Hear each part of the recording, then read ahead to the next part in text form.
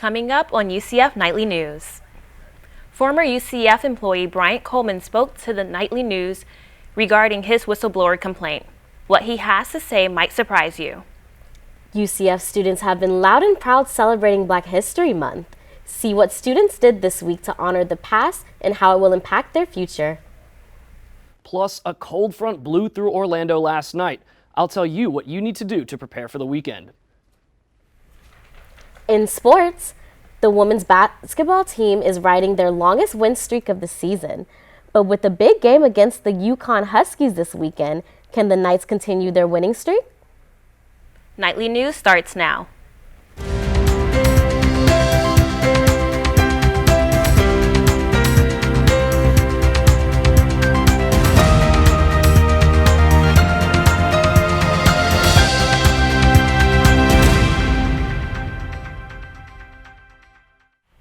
Good afternoon and welcome to Nightly News. I'm Tiana Sconiers. And I'm Sierra Ward. Today is Friday, February 21st, 2020. Earlier this month, Bryant Coleman filed a whistleblower complaint. Coleman was terminated in October of 2019 for his harassing, threatening, and bullying behavior, according to the investigation report. Coleman believes that part of the reason he was let go was because of his race. He also brought attention to the way university funds were being spent. Of the 40 staff members that the university interviewed for this investigation, 30 of them said that they experienced his bullying behavior or witnessed it. Nightly News has been following former UCF employee Bryant Coleman's whistleblower complaint against the university. Earlier this week, we reached out and spoke to Coleman in a phone interview. Jordan Markoff has more on what Coleman had to say. Jordan? Thank you, Tiana. Earlier this week, former UCF administrator Bryant Coleman reached out to Nightly News to give his side of the story on why he was terminated by UCF. After speaking with Coleman, he told us the investigation was carried out and how he feels about it. He also explained several situations where he felt discriminated against. According to Coleman, anything reported to the Office of Institutional Equity is public record. But in this investigation, all 40 staff members that were interviewed remain anonymous. The university, for whatever reason, decided that these employees, if they exist, will be held anonymously. So I could not dispute anything that they said. I do know that nothing in the report is accurate, not one grain of salt. Coleman also explained a time where a colleague used a racial slur to refer to him and another employee.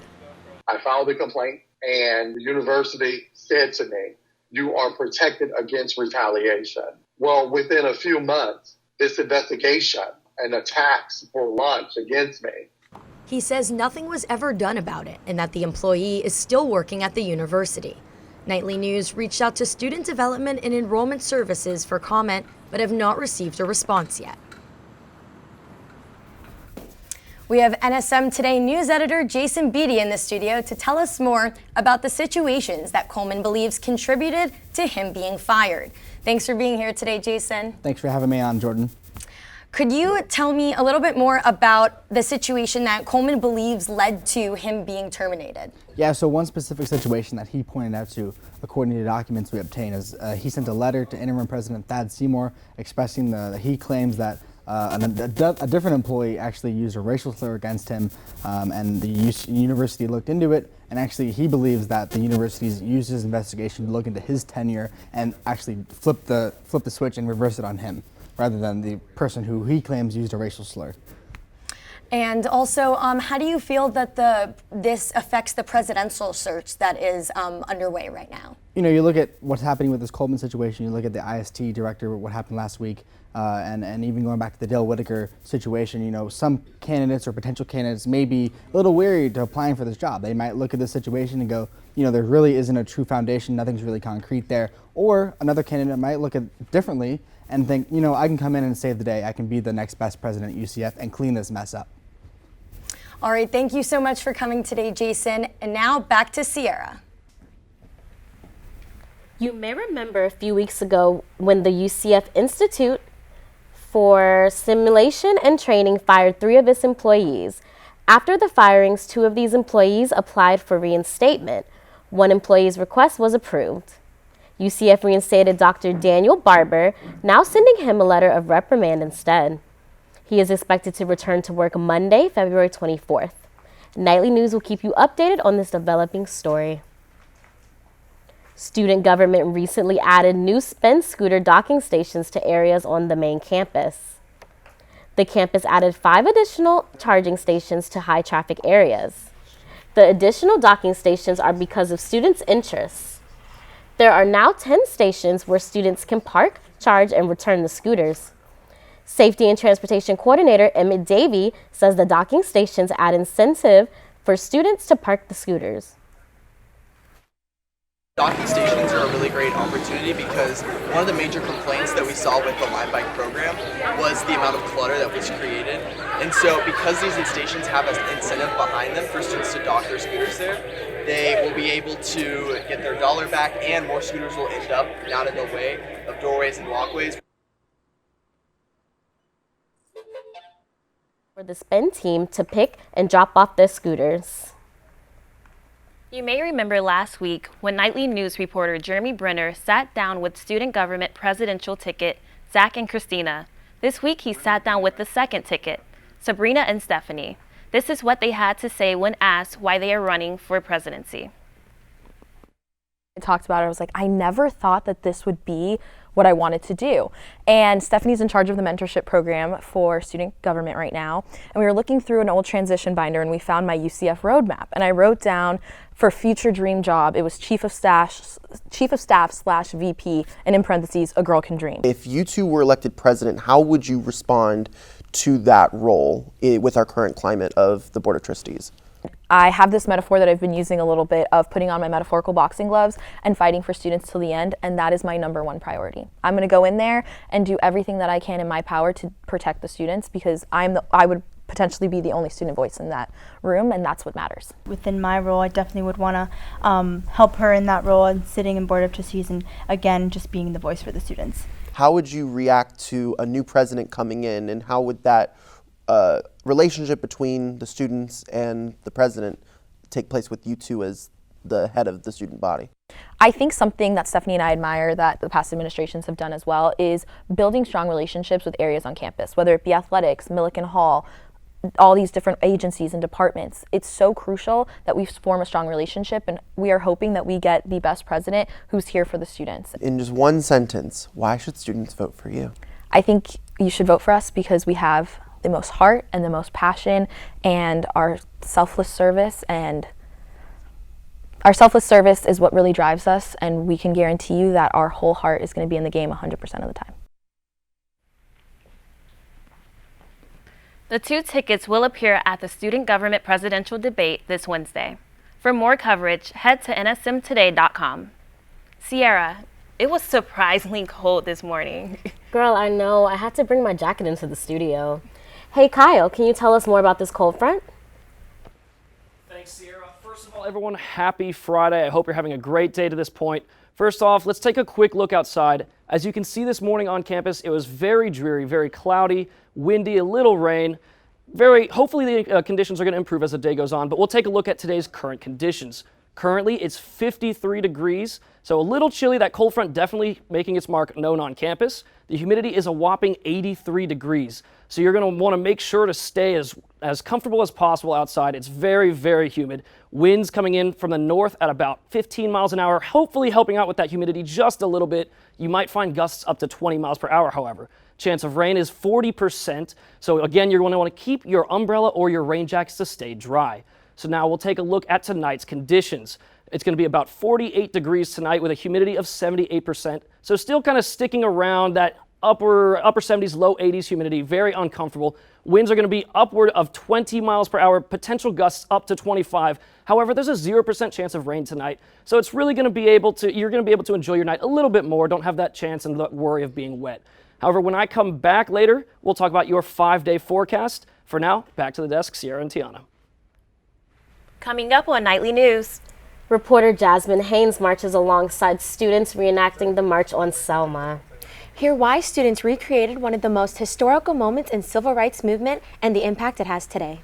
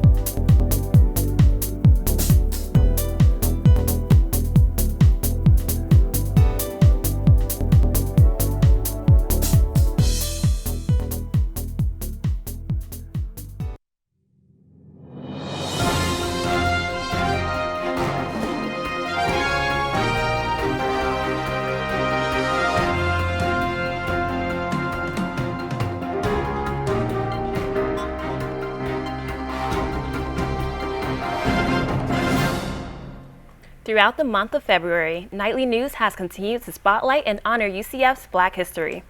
Nightly News reporter Jasmine Haynes has more on how UCF celebrates some of the most iconic moments in the African American civil rights movement. Jasmine? Thanks, Tiana and Cierra. The 1965 Selma to Montgomery marches are three well-known protest marches. They were organized in an effort to register Black voters and in the South to defeat Southern racist policies.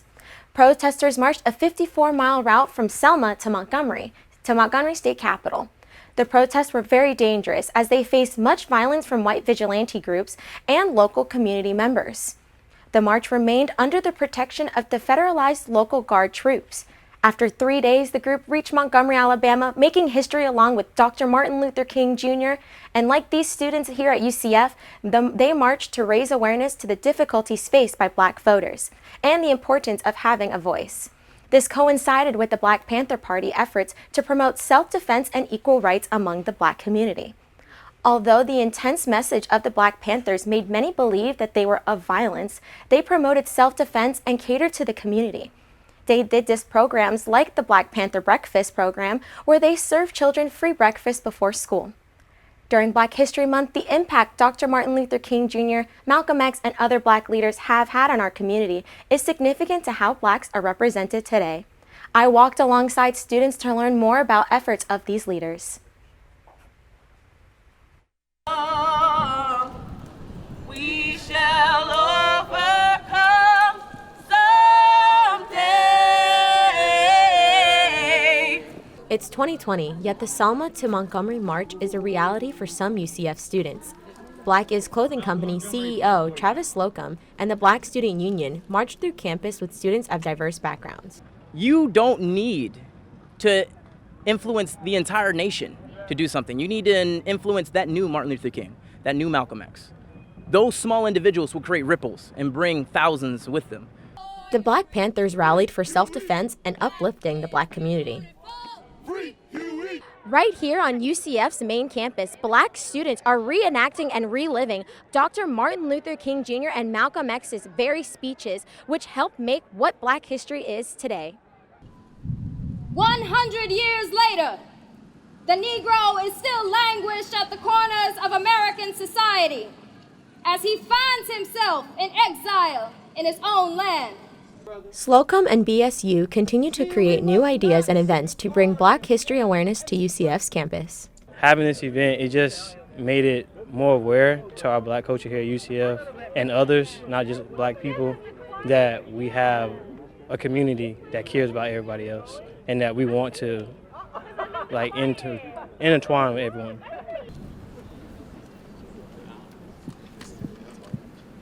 Black organizations continue to hold events which educate and raise awareness to the efforts made by prominent Black leaders in the community.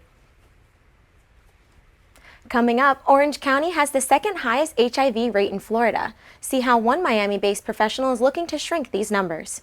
And Kyle Partain has your 5-day forecast.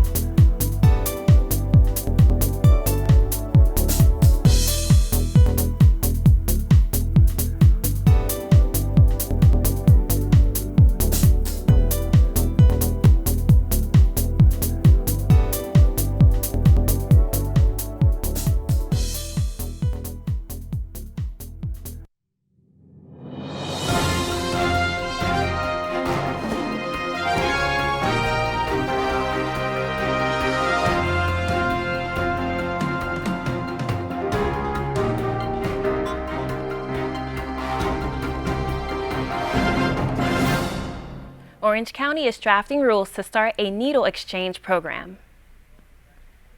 The program would allow people to exchange used needles for clean ones to prevent blood-spread diseases. Orange County has the second highest HIV rate in Florida after Miami.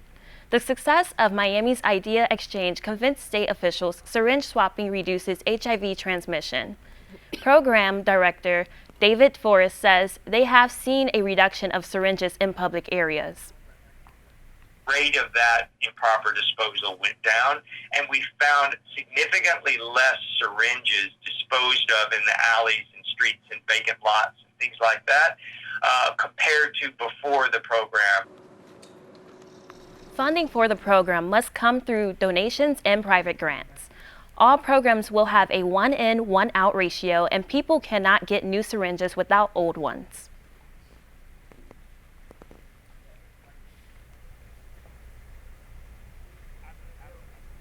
Yeah, so, let's see what the weather is in store, Yeah, I'm hoping it'll warm up. Kyle, what do you have for us?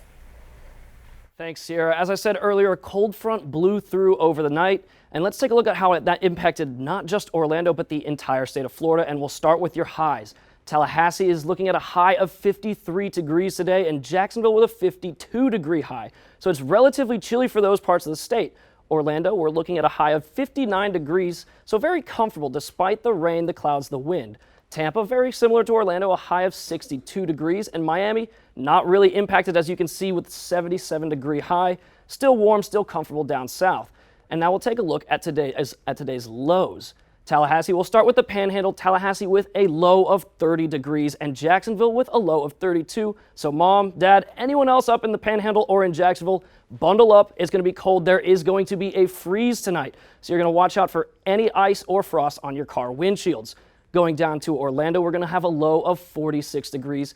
Tampa, once again, very similar with a low of 42. Still cold, not brutally cold, but a little chilly and uncomfortable. Miami, still unimpacted by that cold front, a low of 60 degrees, right about usual for this time of year for Miami. And now we'll take a look at your 5-day forecast. Starting Saturday, we're going to have a high of 68 degrees and a low of 53 degrees with a 0% chance of rain. It's going to be a beautiful day. Sunday, very similar, a little bit warmer, high of 76 and a low of 59, just a 10% chance of rain. So you're really going to want to go and enjoy this weekend. It's going to be great weather. Monday, we're looking at a high of 79 and a low of 59, just a 10% chance of rain. Very similar to Sunday, going to be excellent weather to go out, enjoy it, soak up some sun. Tuesday and Wednesday, however, it's going to get a little bit damp, a little rainy. Maybe want to take an umbrella or a rain jacket. There's a high of 81 degrees on Tuesday, a low of 65, and a 70% chance of rain. So it is going to rain Tuesday. Wednesday, we're looking at a high of 73 and a low of 48. Still a 50% chance of rain. It's going to be a very, very wet mid-stages of the week. You're going to want to make sure that you have that umbrella, stay dry. It's going to be very important that you try not to get yourself wet because it will rain this weekend. Anyways, that's all the time we have for weather. Back to you at the desk. Coming up, Jayla Wilkes has your nightly news sports update. Yes, I do. So the men's basketball team hosts the Tulane Green Wave tomorrow. Hear what the Knights need to do in order to keep their momentum going.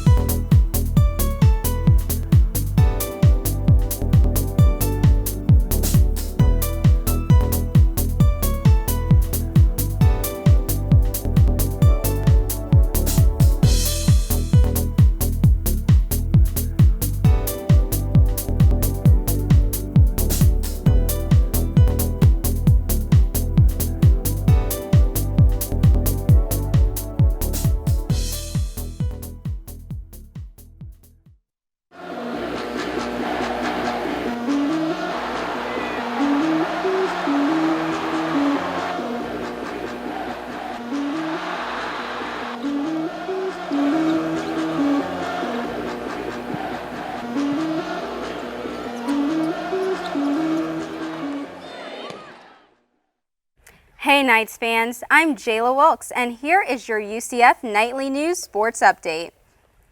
The UCF women's basketball team will hit the road to take on the 6th-ranked UConn Huskies tomorrow.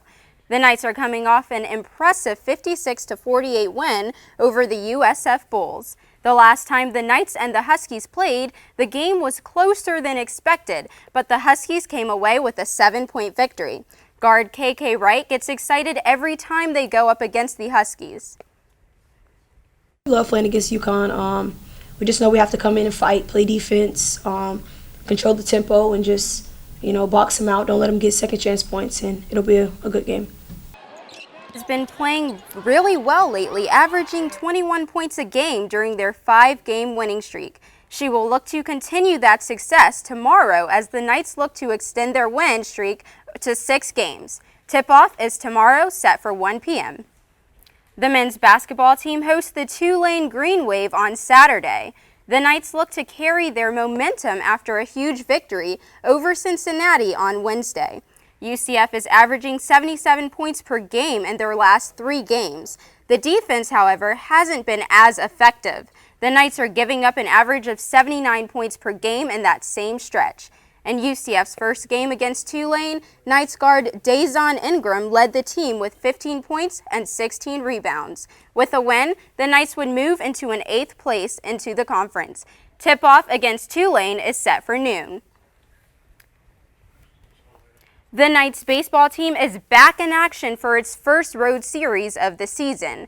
The team traveled to Alabama to take on SEC foe Auburn. This weekend marks the first meeting between the two teams since last season's series in Orlando, which Auburn won.